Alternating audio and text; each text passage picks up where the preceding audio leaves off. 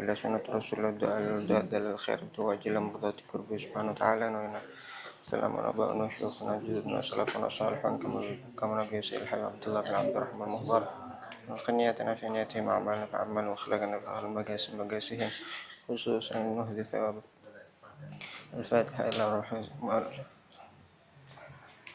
المؤلف الدار الحبيب أحمد بن هادي الحامد والشيخ سالم بن عبد الله بن سعد بن رسولهم وفروعهم لا يتغشاهم ورحمة ويعلي درجات في الجنة ويدعم بركاتهم وأسرارهم وأنوارهم وعلومهم ونفعاتهم في الدين والدنيا الآخرة وينفعنا به وبعلومه في الدارين آمين. على هذه النية المصالحة جامعة بجاه النبي آل النبي سر الفاتحة إلى حضرة النبي محمد صلى الله عليه وسلم. الفاتحة.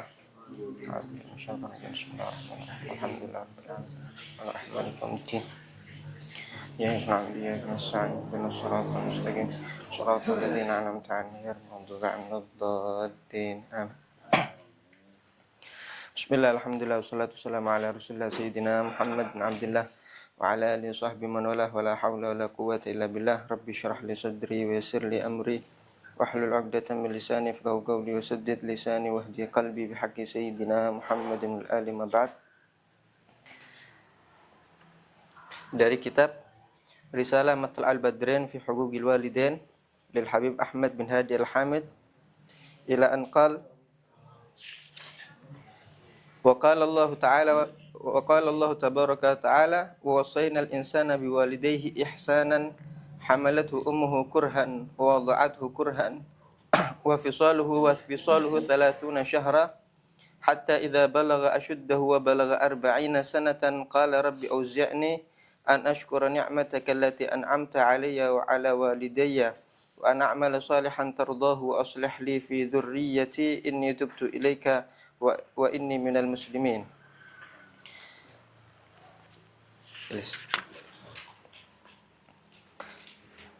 Masih dalam pembahasan kitab yang menerangkan tentang hak kedua orang tua yang begitu agung sebagaimana kita telah jelaskan.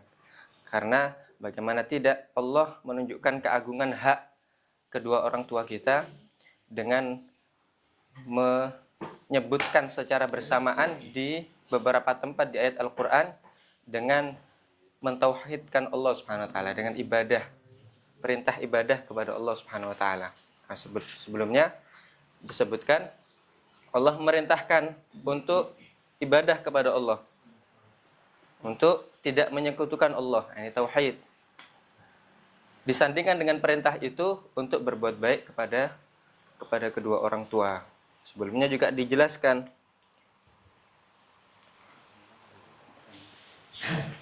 menunjukkan agung ini. Hak kedua orang tua yang harus kita laksanakan itu sangat besar, sangat agung. Bagaimana tidak? Nah, kita ada di dunia ini, kita dapat nikmat yang begitu banyak dari Allah Subhanahu wa taala. Nah, sebabnya itu semua siapa? Nah, sebabnya orang tua. Antum tidak ada kalau tidak ada orang tua. Nah, mereka Allah jadikan sebagai sebab wujudnya Anda. Nah, maka hak mereka itu begitu besar yang harus kita laksanakan haknya. Allah ingin mengingatkan kepada kita tentang keagungan hak tersebut, dan maka seringkali di beberapa ayat dalam Al-Quran disandingkan itu perintah berbakti kepada kedua orang tua dan berbuat baik kepada keduanya dengan perintah tauhid, perintah beribadah kepada Allah Subhanahu wa taala. Perintah yang paling utama dari perintah yang lain disandingkan dengan perintah untuk berbakti kepada kedua orang tua. Nah, ini menandakan, mengingatkan kepada kita tentang perkara yang agung ini yang harus diperhatikan. Kemarin disebutkan dalam ayat itu, nah, jika kita mendapati kedua orang tua atau salah satunya itu sudah berumur, sudah ada di masa tuanya, maka jangan sekali-kali kita bertutur kata yang jelek. Kemarin fala tagul lahuma uffin. Nah, larangan di sini. Larangan dari Allah untuk bertutur kata yang jelek, bahkan cuman sekedar uff. Nah, tutur kata yang jelek yang paling rendah. Apalagi di atasnya. Uf saja ndaan. At-ta'fif, hadza mamnu' manhi anhu. Nah, Allah Subhanahu wa taala fil Qur'an. Nah, tutur kata yang jelek yang paling ringan saja dilarang, apalagi yang lebih daripada itu. Kemudian wala tanhar huma, jangan membentak. Jangan menghardik. Larangan juga untuk berlaku jelek, nggak boleh berbuat jelek dengan kedua orang tua, nggak boleh berkata jelek, nggak boleh berbuat jelek kepada kedua orang tua. Dan perintah setelah melarang untuk berkata jelek dan berbuat jelek, Allah memerintahkan untuk apa? Wa qul lahuma qaulan karima. Wa qul lahuma qaulan karima. Dan katakanlah kepada keduanya qaulan karima, dengan kata-kata ucapan yang mulia, ucapan yang lembut. Kalau ngomong sama orang tua yang lembut, yang sopan. Jangan seperti ngomong sama sohib. Apalagi lebih daripada itu sampai meninggikan suara atau sampai mengangkat suaranya. Nah, itu enggak, dilarang itu. Nah, kita perintah dari Allah Subhanahu wa taala jelas. Perintah dari Allah Subhanahu wa taala untuk berkata yang baik. Kemudian kita diperintah juga untuk tawadhu. Wakhfid lahuma janahadzulli minar rahmah. Kita diperintah untuk tawadhu, merendahkan diri di hadapan kedua orang tua. Bukan malah mendongakkan badan ini, enggak. Bukan malah menyombongkan diri di hadapan orang tua. Apa sih yang kita punya? Ilmu. Mungkin orang tua kita bukan orang yang berilmu. Apa yang kita punya? Harta. Mungkin orang tua kita bukan orang yang memiliki harta, misalkan. Tapi apa yang Anda miliki sekarang, apa yang kita miliki sekarang, semuanya berkat kedua orang tua. Nah, maka jangan lupa itu semua. Apa yang kita punya? Kesolehan, pengaruh, jabatan. Orang tua Anda biasa saja, orang tua kita biasa saja. Tapi itu semua yang kita dapatkan, nah, itu perantaranya kedua orang tua. Kalau bukan karena kedua orang tua kita, nah, kita tidak bakalan wujud, tidak bakalan ada dan mendapatkan nikmat tersebut. Maka harus tawadhu kita, tawadhu kepada kedua orang tua. Dan perintah juga Allah memerintahkan wagul. Nah, katakanlah Rabbirhamhuma kama rabbayani shaghira. Nah, ini doakan kedua orang tua. Nah, selalu doakan, jangan lupa. Jangan doa sendiri saja. Nah, doa juga kepada kedua orang tua. Setiap kali doa, doakan juga kedua orang tua kita. Kama huwa ma'ruf, itu doa untuk kedua orang tua. Rabbighfir li wa liwalidayya warhamhuma kama rabbayani shaghira. Amalan dari guru kita yang sering kita rutini, kita sering melakukannya. Termasuk orang yang berbakti kepada kedua orang tuanya ketika dia mendoakan setelah setiap mendengar azan, baca itu. Setelah baca doa azan, dia baca Rabbighfirli wa liwalidayya 5 kali atau 10 kali, habis itu warhamhuma kama rabbayani shaghira. Nah, itu diamalkan. Sehingga katanya para salaf, orang yang mengamalkan doa ini dia ditulis sebagai orang yang berbakti kepada kedua orang tua.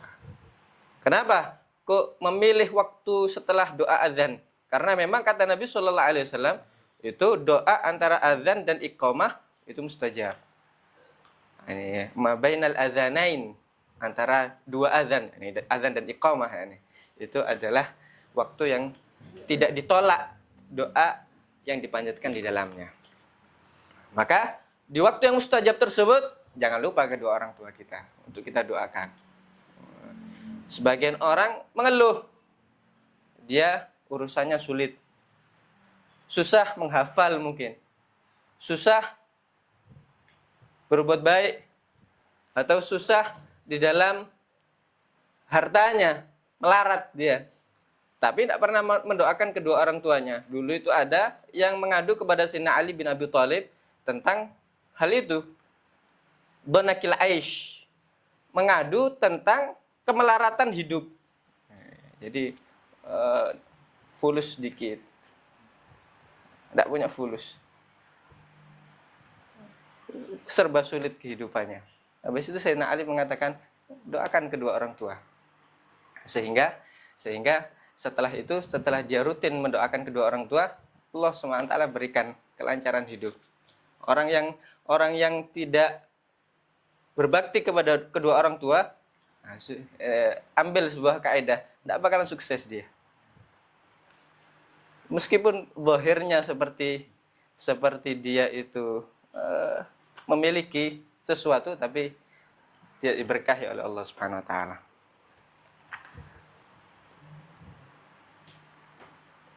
Doakan kedua orang tua, jangan sampai lupa. Bagaimana kita tidak mendoakan kedua orang tua? Apalagi ibu. Ibu itu sudah mengandung kita. Susah payah. Hamalathu ummuhu kurhan, wada'athu kurhan, wa hamluhu wa fisaluhu 30 syahran. Di dalam kandungan susah payah. Orang itu kalau perempuan itu hamil, dia itu serba tidak enak semuanya. Makan tidak enak,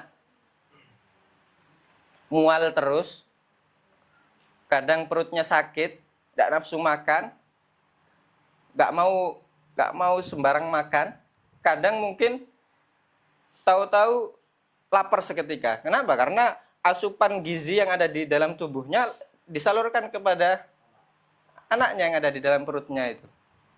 Kemudian kalau sudah tambah besar, ya berat dia. Setiap hari bawa anaknya itu di dalam perutnya. Susah. Ini kesulitan. Apalagi waktu melahirkan, taruhannya nyawa. Tidak sedikit yang ketika dia melahirkan, kemudian dia hanya meninggalkan anaknya dalam keadaan hidup, ibunya syahid karena melahirkan anaknya tadi. Maka jangan lupakan jasa kedua orang tua kita. Baik, maka orang yang sering mendoakan kedua orang tuanya itu dia adalah anak yang soleh. Kesaksian dari Nabi Sallallahu Alaihi Wasallam. Nabi Sallallahu Alaihi Wasallam itu hadis ma'ruf itu, idza mata ibnu Adam inqata amaluhu illa min thalath, shadaqatin jariyah, au ilmin yuntafa'u bih, au waladin salihin yad'u lahum. Ini kata Nabi, awaladin saleh, atau anak yang saleh. Dengan apa dia saleh? Dengan dia mendoakan kepada kedua orang tuanya. Kalau orang sering mendoakan kedua orang tuanya, artinya dia adalah orang yang saleh. Dengan kesaksian dari Nabi Sallallahu Alaihi Wasallam. Tidak pernah doakan kedua orang tua, bukan saleh dia, tidak saleh. Maka sering doakan, kemudian diagungkan kedua orang tua, karena memang Allah memerintahkan kita untuk mengagungkan kedua orang tua. Ditanya kabarnya kalau jauh seperti ini, telepon. Apalagi ini hari Kamis, besok hari Jumat, bawa HP semuanya. Jangan sibuk dengan dirinya sendiri, enggak. Telepon kedua orang tua, apa keadaannya, tanya kabarnya. Habis itu minta doanya. Karena doa kedua orang tua ini mustajab, seperti doanya Nabi kepada umatnya. Jangan kita ini hanya haus akan doanya orang-orang saleh, ulama, tapi doa yang lebih manjur, yang lebih mujarab ada di rumah kita, tidak pernah kita minta doanya. Wala sekali tidak pernah minta. Umi atau ibu atau ummah, doakan saya. Wala sekali tak pernah mengucapkan itu. Wala pernah. Saya banyak salah, minta maaf. Wala sekali, pernah bilang gitu. Saya minta ridhonya. Ridhonya Ummi ini adalah ridhonya Allah kepadaku. Marahnya Ummi adalah marahnya Allah kepadaku. Saya minta ridhonya. Fakir, minta doanya biar jadikan. Dulu itu Ali bin Muhammad al-Habsyi, beliau jadi sebagaimana beliau itu derajat yang paling tinggi, Berkat siapa? Berkat uminya.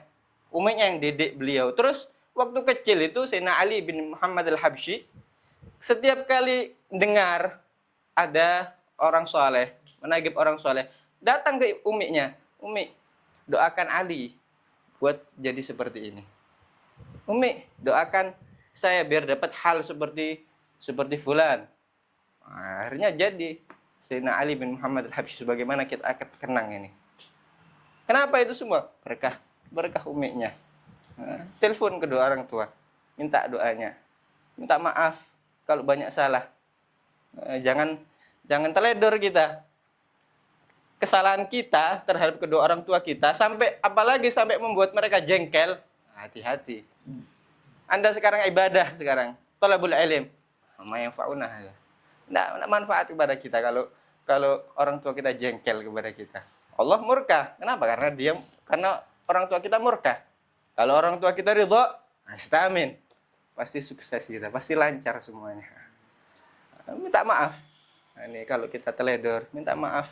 Kalau pernah membentak, minta maaf. Kalau pernah acuh terhadap teleponnya mungkin. Berapa banyak orang yang ditelepon sama kedua orang tua, dia acuh. Tidak terlalu menggubris. Biasa saja telepon dari kedua orang tua kita. Tapi kemudian setelah beberapa waktu, orang tuanya sudah tidak ada. Cita-cita, angan-angan yang paling dia inginkan, dia ingin melihat HP-nya itu muncul kembali. Telepon dari kedua orang tuanya. Tapi sudah ya apa, sudah tidak ada kedua orang tuanya. Mumpung masih ada mungkin. Nah, salah satunya atau keduanya, dimanfaatkan. Katanya Nabi SAW, siapa yang mendapati kedua orang tuanya atau salah satunya, kemudian tidak membuat dia masuk ke dalam surga karena sebab kedua orang tuanya, maka dia telah jauh dari rahmat Allah Subhanahu wa taala. Ini matrud ada. Matrud wal'iyadzubillah. Dapati kedua orang tuanya di masa hidupnya atau salah satunya, kemudian tidak membuat dia menjadikan sebab dia masuk ke dalam surga karena kedua orang tuanya karena berbakti, berbuat baik. Ada matrud min rahmatillah. Ada ba'ud ani an rahmatillah Subhanahu wa taala. Nah, maka kita jangan teledor terhadap kedua orang tua. Ini pengingat buat kita semua agar kita menjadi orang yang saleh, menjadi orang yang baik kembali. Tapi melanjutkan kajian kita pada apa yang telah dikarang oleh Syekh Salim bin Abdullah bin Sa'ad bin Sumair Al-Hadrami dalam kitabnya Safinatun Najah.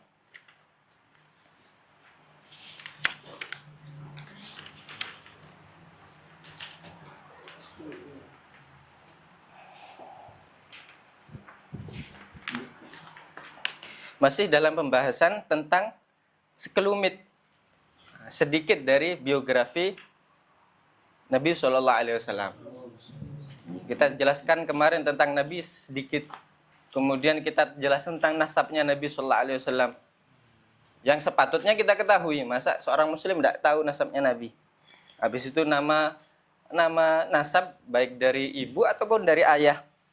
Kapan beliau lahir, kapan beliau hijrah, kapan ditampakkan menjadi nabi, kemudian wafatnya, dan beberapa hal yang terkait dengan Nabi SAW. Kemudian kemarin kita menjelaskan tentang para istrinya Nabi SAW. Para istrinya Nabi SAW yang mana istri-istrinya Nabi itu ada berapa jumlahnya? Ada 11. Dua dari 11 itu meninggal ketika masa hidup Nabi SAW. Nah, yaitu siapa kemarin? Sayyidatuna Khadijah bintu Khuwailid, kemudian Sayyidatuna Zainab bintu Khuzaimah. Nah, ini keduanya wafat di masa hidup Nabi SAW.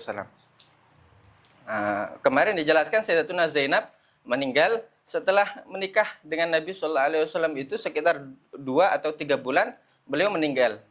Kemudian Sayyidatuna Khadijah kemarin telah dijelaskan sekelumit. Sayyidatuna Khadijah bintu Khuwailid Al-Asadiyah dari Bani Asad. Ini Sayyidatuna Khadijah itu sebagaimana kemarin disebutkan termasuk para perempuan, para wanita yang disebutkan oleh Nabi termasuk minkum malin nisa, termasuk wanita-wanita yang sempurna, wanita-wanita yang perfect, the perfected woman, wanita-wanita yang paling perfect. Siapa aja mereka? Ini adalah penjelasan dari Nabi ini. Ini wanita-wanita yang memang perfect ini. Siapa aja mereka? Nabi sallallahu alaihi wasallam bersabda, "Kamula minar rijali katsir wa lam yakmul minan nisa'i illa arba'ah." Dari para laki-laki banyak sekali yang mereka itu sempurna, akan tapi tidaklah sempurna dari perempuan kecuali 4 saja. Yang pertama adalah Sayyidatuna Khadijah bintu Khuwailid. Yang kedua, Sayyidatuna Fatimah bintu Muhammad. Kemudian yang ketiga adalah Sayyidatuna Maryam bintu Imran. Kemudian yang keempat adalah Sayyidatuna Asiyah bintu Muzahim. Sayyidatuna Maryam bintu Imran, Ummu Isa, kemudian Sayyidatuna Asiyah bintu Muzahim, imra'atu Fir'aun. Mereka adalah termasuk yang oleh Nabi dijelaskan adalah minkum malin nisa, orang-orang yang ini pakai bahasa Inggris, soalnya ada yang dari yang fahamnya bahasa Inggris itu. The perfected woman tadi. Nah, ini tadi. 4 orang tadi. Dan orang-orang yang mengambil khilafah, mengambil warisan daripada mereka, yang meniru, meneladani, menapaktilasi jejak mereka, banyak juga dari mereka para perempuan, sebagaimana dikatakan itu wa fihi nisa yagsumna karijali.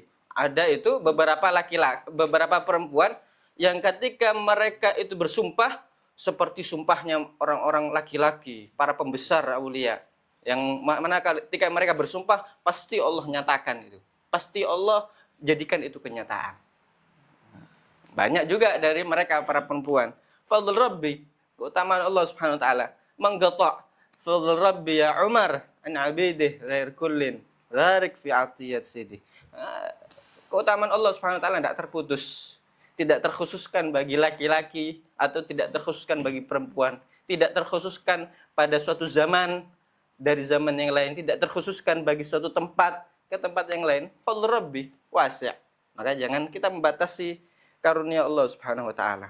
Nah, bagi yang memberikan orang-orang terdahulu, ya bisa juga memberikan orang-orang yang ada di zaman ini.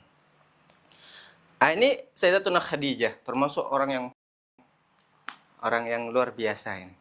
Orang Sayyidatuna Khadijah. Ahabbu azwajihi sallallahu alaihi wasallam. Istri yang paling dicintai oleh Nabi sallallahu alaihi wasallam. Tidak ada yang mengalahkan Sayyidatuna Khadijah di dalam kecintaan Nabi kepadanya.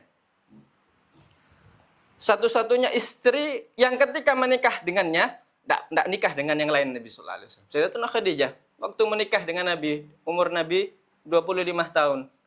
Sampai meninggal sebelum hijrah 3 tahun. Fi khilaf, ada yang mengatakan 3 tahun sebelum hijrah.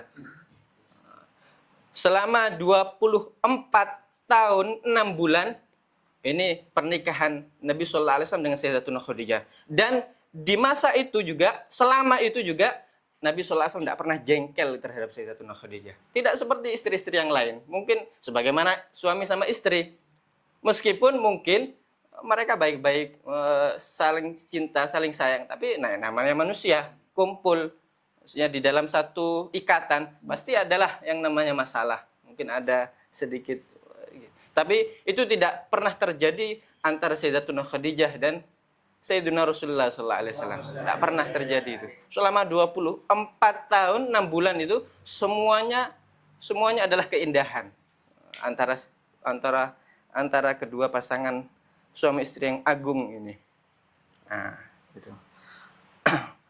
Itu Sayyidatuna Khadijah ini ketika sampai kepada beliau tentang sifat-sifatnya Nabi Shallallahu Alaihi Wasallam yang begitu luar biasa, begitu indah. Dan memang ketika itu Nabi SAW memang dikenal sebagai dengan sebuah julukan yang sangat dikenal oleh orang-orang ketika itu, yaitu gelar Nabi ketika itu dikenal sebagai As-Sadiq Al-Amin, As-Sadiqul Amin, orang yang jujur dan terpercaya. Dari sebelum diturunkan wahyu kepada beliau, dari sebelum beliau ditampakkan kenabian, beliau dikenal sebagai orang yang As-Sadiq Al-Amin, orang yang jujur dan terpercaya. Dan banyak sekali sifat-sifat Nabi. Ketika mendengar tentang sifat-sifatnya Nabi SAW itu, Sayyidatuna Khadijah langsung tertarik. Karena memang Sayyidatuna Khadijah ini orang yang luar biasa juga, memang dipersiapkan untuk Nabi. Beliau itu terdidik di suatu rumah yang tidak kenal penyembahan berhala, tidak kenal minuman khamr, tidak kenal dengan hal-hal perbuatan-perbuatan jelek yang biasa lumrah dilakukan orang-orang jahiliyah masa itu. Dididik di dalam rumah yang suci. Akhirnya ketika mendengar sifat-sifat itu, Sayyidatuna Khadijah ini mengirim orang untuk apa? Agar Nabi SAW itu menjalankan perdagangan. Karena beliau, Sayyidatuna Khadijah, tajir, orang yang melakukan perdagangan, dan termasuk besar perdagangannya Sayyidatuna Khadijah ini. Akhirnya karena Nabi ketika itu memang di bawah kafalah pamannya Abu Thalib, dan ketika itu memang masa-masa yang memang serba kekurangan, ini sulit, apalagi pamannya Abu Thalib ini punya anak banyak. Kemudian kalau datang tamu ke Makkah selalu dijamu, selalu dimuliakan. Akhirnya Nabi SAW di masa mudanya itu ingin membantu pamannya ini. Akhirnya apa? Menjalankan itu, menjalankan perdagangannya Sayyidatuna Khadijah. Akhirnya pergi itu, kama huwa ma'ruf itu fil qissah. Pergi dengan seseorang khadimnya Sayyidatuna Khadijah, seorang yang bernama Maisarah. Laki-laki, Pak Maisarah. Ini pergi dengan Pak Maisarah ini. Pergi Nabi SAW kemana? Ke Syam. Karena memang orang-orang Arab itu punya rihlatus syita wa saif. Mereka punya perjalanan ke Syam dan untuk perdagangan ya ini di asyita wa saif, di musim dingin dan musim panas untuk berdagang, karena memang kebanyakan mata pencaharian mereka itu berdagang. Kemudian di perjalanan ini Pak Maisarah ini banyak melihat dari Nabi SAW banyak keajaiban. Kama huwa ma'ruf itu fil qissah. Ketika singgah di suatu tempat, semua orang ini saling berebut untuk berteduh. Berteduh ada di pohon, ini untuk bersantai. Akhirnya Nabi SAW tidak kebagian tempat untuk berteduh. Akhirnya Nabi SAW itu duduk ada di bagian pohon yang nggak ada bayang-bayangnya. Tapi subhanallah Pak Maisarah ini ngelihat bayangan pohon tadi yang sebetulnya mengarah kepada orang-orang. Nabi SAW tidak dapat bagian itu, teduh itu, bayang-bayang. Kemudian bayang-bayangnya tadi itu berpindah kepada Nabi SAW. Pohonnya ini lebih memilih Nabi SAW. Buat apa? Menaungi orang-orang ini, sedangkan ini pemimpin para makhluk ini kepanasan. Akhirnya bayang-bayang tadi berpindah kepada Nabi SAW. Banyak kejadian-kejadian ketika rombongan dagang itu yang ada Nabi SAW di dalamnya itu dalam perjalanan selalu diikuti oleh al-ghamamah, awan mendung, sehingga tidak merasa penat, tidak merasa payah karena kepanasan. Kenapa? Tudzilluhul ghamamah. As-salatu 'alal mudhallali bil ghamamah. Orang yang dinaungi dengan awan mendung.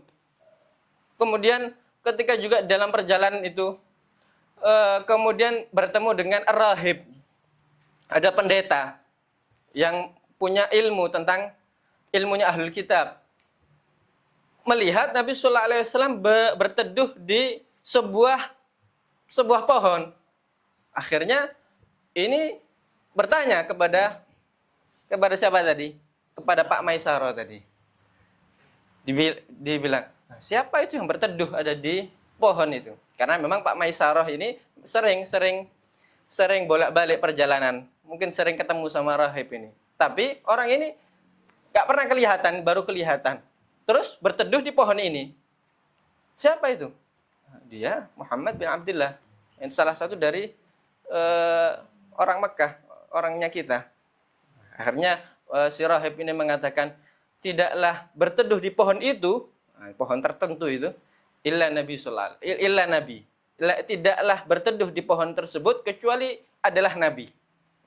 Maka di situ disampaikan semuanya. Ketika pulang daripada perjalanan, kemudian banyak sekali kejadian keajaiban.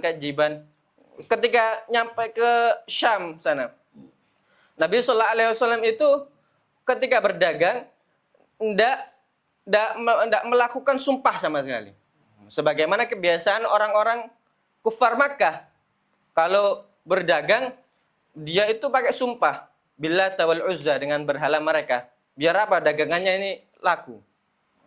Disumpah, pakai sumpah. Tapi Nabi SAW tidak melakukan itu semua.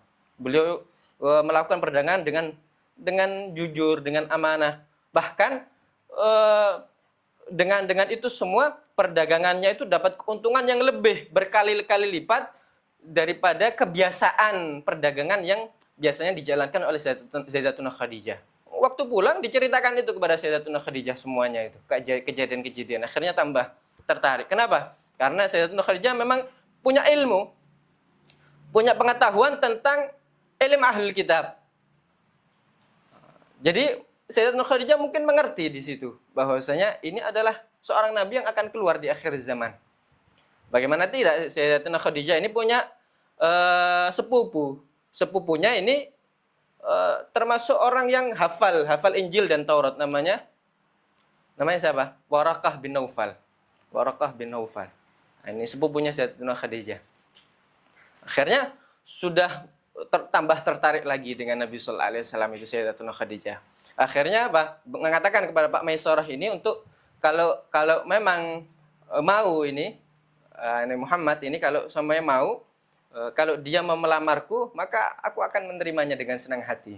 Nah, disampaikan kepada Nabi sallallahu alaihi wasallam. Akhirnya Nabi itu insyirah, setuju, dapat insyirah. Akhirnya bermusyawarah kepada para paman-pamannya, musyawarah kepada Abu Thalib, salah satu pamannya, kemudian Sayyidina Abbas dan paman-pamannya yang lain untuk apa? Minta meminang Sayyidatuna Khadijah tadi, Al-Fudlah tadi.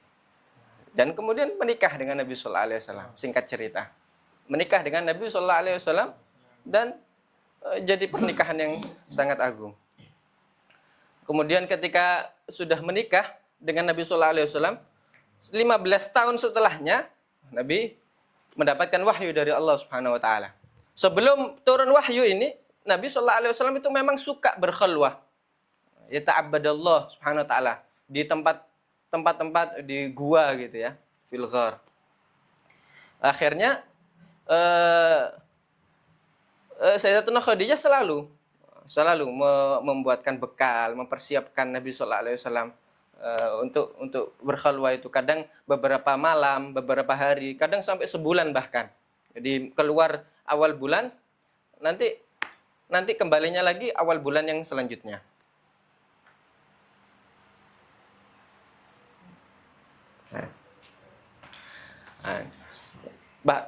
Akan tapi ketika Nabi sallallahu alaihi wasallam itu turun kepada beliau wahyu, yang sebetulnya biasanya kebiasaan Nabi sallallahu alaihi wasallam itu turun dari gua tadi, turun dari gua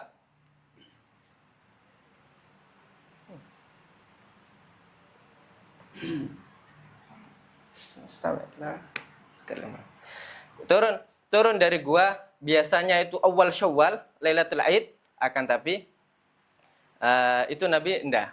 Kenapa? Karena memang Nabi ketika bulan Ramadan itu turun kepada beliau wahyu, lebih tepatnya di tanggal berapa itu? Tanggal 17 Ramadan, turun kepada beliau wahyu, bertemu dengan malaikat Jibril, dan itu 5 ayat dari surat Al-Alaq, Iqra bismi rabbikal ladzi khalaq, sampai 5 ayat setelahnya.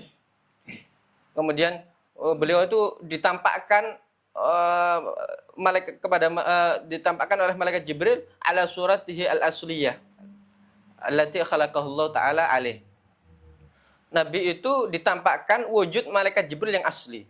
Wujud yang sangat agung ini, sangat besar. Malaikat Jibril ini sebagaimana dulu dijelaskan, punya 600 sayap. Satu sayapnya aja bisa menutup masyarikil ardi wa magharibiha. Nah, ini dari ufuk barat sampai ufuk timur tertutup dengan satu sayapnya. Beliau punya 600 sayap. Nah, akhirnya Nabi SAW itu gemetaran, ketakutan. Akhirnya siapa yang beliau tuju setelah merasa gundah ini, ketakutan? Sayyidatuna Khadijah, tempat kembali beliau, tempat di mana Nabi SAW mendapatkan ketenangan. Sayyidatuna Khadijah. Akhirnya pulang kepada Sayyidatuna Khadijah mengatakan zammiluni. Ini selimutkan aku. Maka oleh karena itu dalam Al-Qur'an itu ya ayyuhal muzammil. Ini al-muzammil ini Nabi sallallahu alaihi wasallam. Ini selimuti aku. Aku khasyitu ala nafsi. Aku ini khawatir kepada diriku, aku ketakutan. Diceritakan kepada Sayyidatuna Khadijah tentang kejadian itu. Bagaimana ini melihat malaikat Jibril ala suratihil asliyah. Akhirnya apa yang dilakukan Sayyidatuna Khadijah, termasuk akal dari Sayyidatuna Khadijah. Ini kalau ingin menguji apakah ini betul malaikat atau jin atau setan, apa yang dilakukan? Menyingkap kepalanya. Akhirnya tersingkap itu rambutnya. Kalau ini malaikat, pasti pergi. Kenapa? Malaikat itu tidaklah ada di suatu tempat yang di situ ada perempuan yang menyingkap rambutnya, membuka auratnya. Kalau setan suka, kalau jin suka. Nah, ini kalau ini malaikat, ini pasti pergi. Kalau jin, ya tidak pergi. Akhirnya disingkap itu. Kemudian pergi. Akhirnya dari situ diketahui bahwasanya ini adalah malaikat. Nabi SAW ketakutan, mengatakan, aku ini khawatir akan diriku. Khasyid ala nafsi. Akhirnya ketika seorang suami ini, dia ketakutan, dia merasa gundah, ada seorang istri yang membuat dia tenang. Ada seorang istri yang menenangkan dia. Apa yang dilakukan Sayyidatuna Khadijah? Dengan yakin dia mengatakan, wallahi la yukhzikallahu abadan.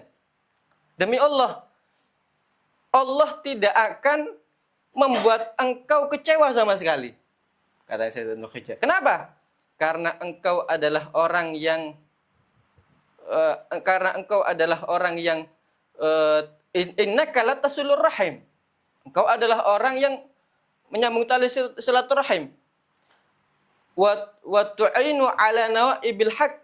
Engkau adalah orang yang membantu ketika ada musibah turun. Wa taksibul ma'dum. Engkau adalah orang yang ketika ada orang yang enggak punya, engkau bantu. Wa tugrid dhaif. Engkau adalah orang yang suka memuliakan tamu. Dan disebutkan itu sifat-sifat mulianya Nabi sallallahu alaihi wasallam. Akhirnya kata Sayyidatuna Khadijah, orang yang punya sifat-sifat seperti ini, akhlak-akhlak yang mulia yang seperti ini, maka tidak mungkin sama Allah itu dicelakakan. Tidak mungkin. Akhirnya tenang. Dari situ Nabi SAW sudah mulai tenang. Kemudian setelah itu kebesokan harinya dibawa kepada sepupunya tadi, Waraqah bin Naufal.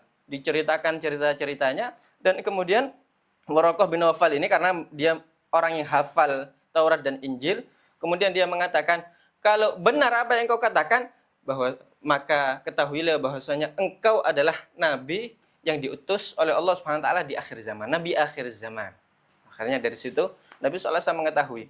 Waraqah bin Naufal mengatakan, jika saja aku ini masih hidup dan dalam keadaan syaban jaza'an, adalah orang yang masih muda, yang kuat, maka aku niscaya aku akan menolongmu, akan membelamu ketika engkau diganggu oleh kaummu, ketika engkau dicaci maki oleh kaummu, ketika engkau diusir oleh kaummu.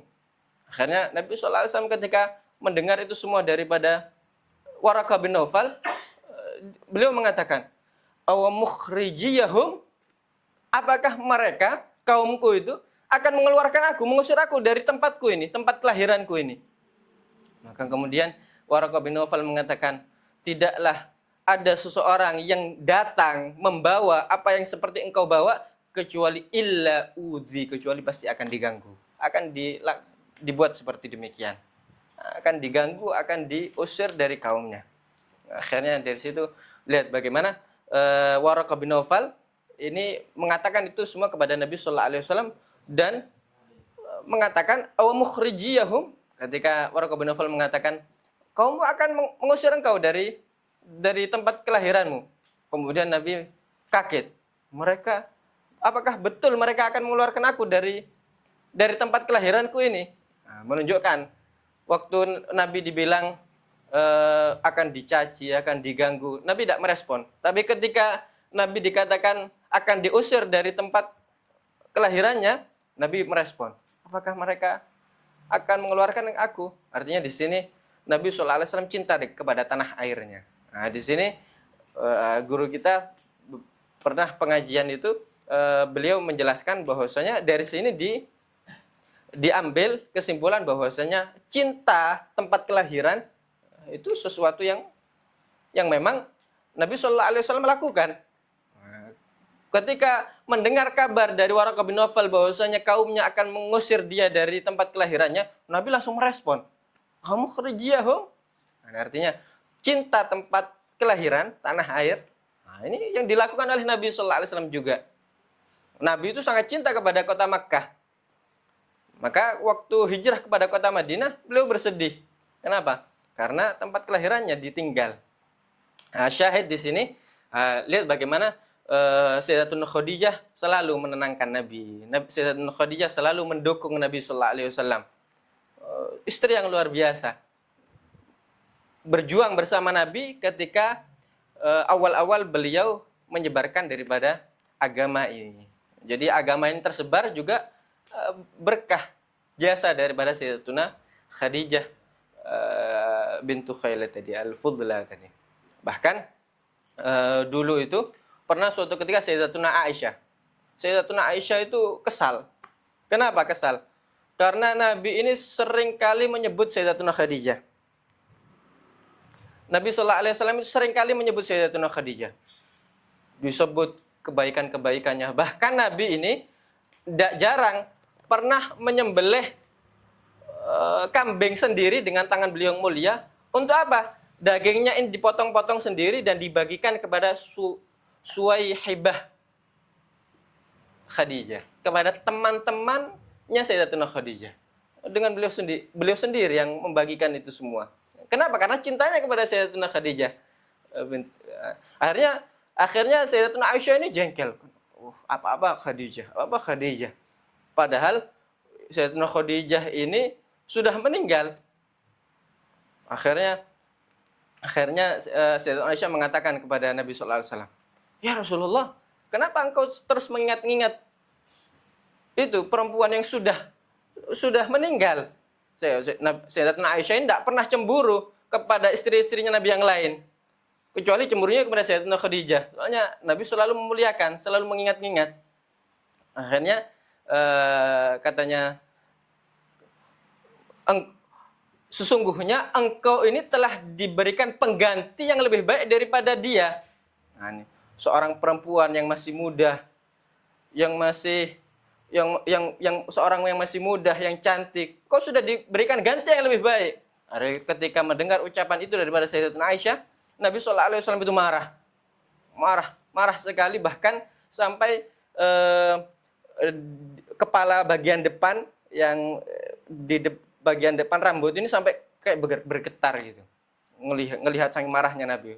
Sayyidatuna Aisyah sampai ketakutan melihat melihat ekspresi marah daripada Nabi sallallahu alaihi wasallam. Akhirnya Nabi sallallahu alaihi wasallam mengatakan, "Demi Allah, Allah tidaklah mengganti aku yang lebih baik daripada Khadijah."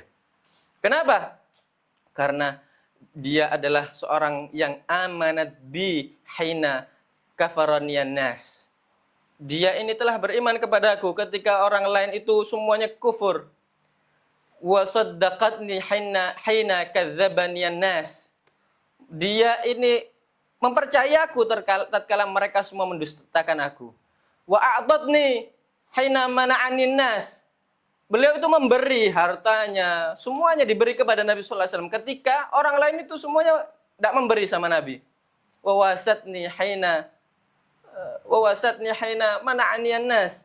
Beliau selalu memberi, memperjuangkan Nabi. Wa razaqani Allah Subhanahu wa taala al-walad minha. Allah Subhanahu wa taala memberikan aku keturunan anak-anak ya dari Sayyidatuna Khadijah ini. Anak-anaknya Nabi semuanya dari Sayyidatuna Khadijah, tidak dari istri-istri yang lain kecuali Sayyidina Ibrahim, beliau dari Maria, Sayyidatuna Maria. Maka lihat bagaimana istimewa Sayyidatuna Khadijah. Ini bintu Khuwailid. Kemudian setelah sepeninggal Sayyidatuna Khadijah ini, setelah Sayyidatuna Khadijah, Nabi sallallahu alaihi wasallam sangat sumpek, sangat gundah, sangat sedih dengan meninggalnya Sayyidatuna Khadijah. Kenapa? Karena yang mengurusi Nabi sallallahu alaihi wasallam, yang selalu menjadi tempat beliau kembali, Sayyidatuna Khadijah. Akhirnya setelah meninggal, yang mengurusi, yang menggantikan posisinya Sayyidatuna Khadijah, yang selalu mengurusi Nabi, yang selalu memperhatikan Nabi, yaitu putrinya Sayyidatuna Fatimah. Maka oleh karena itu salah satu julukan Sayyidatuna Fatimah itu Ummu Abiha. Sayyidatuna Fatimah itu salah satu julukannya Ummu Abiha. Ibunya ayahnya. Kenapa? Setelah sepeninggal Sayyidatuna Khadijah, yang seperti ibu bagi Nabi, selalu ngurusi Nabi, selalu memperhatikan Nabi, selalu menjadi tempat kembali Nabi, menenangkan Nabi, ya ini yang menggantikan Sayyidatuna Khadijah, yaitu Sayyidatuna Fatimah Al-Batul, Sayyidatuna Fatimah Zahra. Maka oleh karena itu dikatakan Ummu Abiha tadi. Dan nanti insya Allah sore nanti dibaca itu Al-Fatimiyah, kita membaca manaqib tentang Sayyidatuna Fatimah Az-Zahra bintu Sayyidina Muhammad sallallahu alaihi wasallam. Baik, kita cukupkan dulu pada pertemuan kali ini. Insyaallah kita teruskan di pertemuan yang mendatang dalam keadaan lebih baik lagi insyaallah taala. Kita akhiri dengan pembacaan doa kafaratul majlis. Bismillahirrahmanirrahim. Subhanakallahumma wa bihamdika asyhadu an la ilaha illa anta astaghfiruka wa atubu ilaik. Shallu al habib.